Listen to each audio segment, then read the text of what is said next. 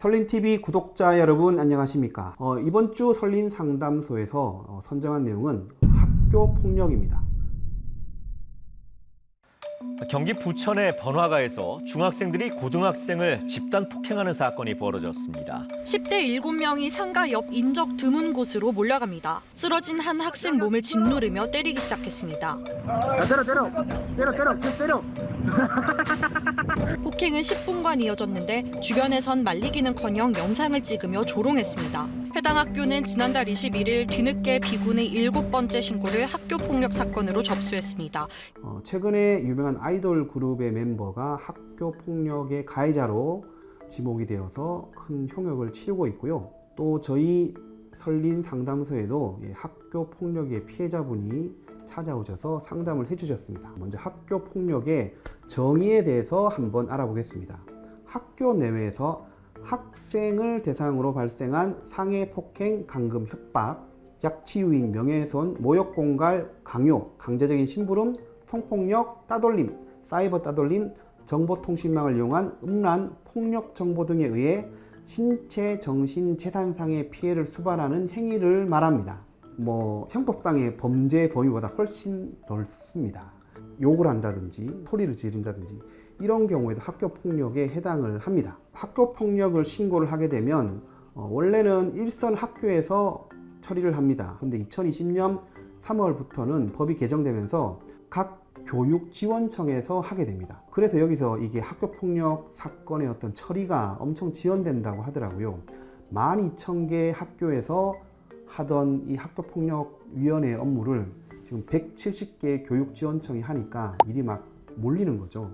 그래서 처리기간이 교육부 지침상은 7주 이내에 처리한다고 되어 있는데 실제로는 그보다 훨씬 더 걸리는 경우도 있고 들쑥날쑥하다고 합니다. 학교 폭력을 당한 경우에 어떻게 하면 될까요? 단순히 학교폭력을 신고만 하면은 다 처리가 될까요? 그렇지 않습니다. 학교폭력 신고를 하게 되면 그 교육기관의 장은 그 범죄 사실을 경찰에 알려야 됩니다. 신고 의무가 있죠. 그럼 동시에 수사가 이루어집니다. 학교폭력위원회에서는 또 학교폭력위원회가 열립니다. 자, 그런데 여기서 문제가 뭐냐 그러면 학교폭력위원회 위원회분들이 이런 형사사건에 대해서 잘 몰라요. 그러면 어떻게 하냐? 수사기관에서 어떻게 결론을 내는지 보려고 합니다. 그럼 결국은 수사기관에서 어떻게 그 사건에 대해서 판단을 하는지를 보고 결정을 하게 되죠. 근데 피해 학생은 이런 절차에 대해서 잘 모르고 또 자기 피해 사실을 어떻게 입증해야 되고 이 과정에서 어떻게 해야 되는지 제대로 몰라서 자기 피해 사실이 축소되거나 제대로 인정받지 못하는 경우도 있을 수가 있습니다. 그리고 아이들은 매일 학교를 가야 됩니다. 예를 들어서 성폭력이 일어났는데도 어떤 결정이 내려지지 않는 한 피해자와 가해자가 같이 매일 학교를 다녀야 되는 상황이 발생을 해버리는 거죠. 제일 심한 처분이 전학 또는 퇴학인데요. 그러한 최고의 처분을 할 수 있냐? 잘 못해요. 왜냐 그러면 가해자도 자기 방어를 하거든요. 특히로 가해자로 지목된 학생들의 경우에는 변호인을 선임하는 경우가 너무 많아요. 그럼 변호인들이 이게 어떻게 진행됐고 중간에 어떤 일이 있었고 하면서 이게 사건이 영 이상하게 갈 수도 있어요. 이런 경우 학폭위에 신고만 하게 되면 이게 일사천리로 전리가 돼서 가해자는 다른 학교로 가고 이렇게 될 것 같은데 실제 그렇게 되는 사안은 많지 않은 것 같습니다.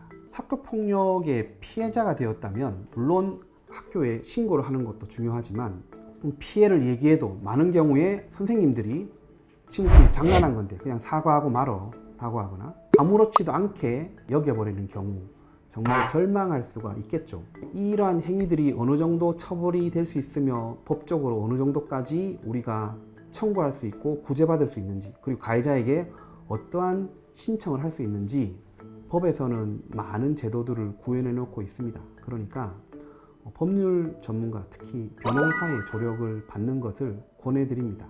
특히 언어폭력 이런 경우에 그 언어폭력의 어떤 상황이 녹음이 되어 있다라고 하면 문제가 없겠죠. 근데 녹음이 안 되어 있는데 지속적으로 들은 건 맞다 라는 경우 빵 셔틀을 시킨다든지 지속적으로 어떻게 괴롭히는 경우에 이게 증거로 남아있지가 않습니다. 근데 증거가 없는 경우에는 아주 구체적인 내용까지 다 얘기를 해서 서류로 작성을 해야 됩니다. 판사가 이해하기 좋은 그런 표현과 내용과 서술 방식으로 꾸며냅니다. 근데 그러한 과정들을 모르면 피해자가 말한 것에 반도 인정 안 되는 경우가 많아요.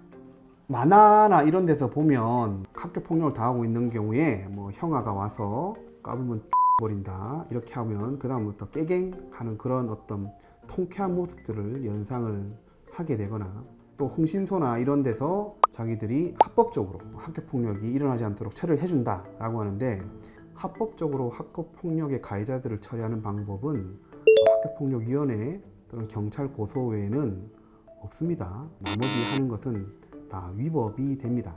불법을 불법으로 갚지 마시고요, 불법을 합법으로 응징하도록 합시다. 학교 폭력의 피해자 여러분, 여러분은 혼자가 아닙니다. 그리고 여러분이 전문가의 도움을 받을 수가 있습니다.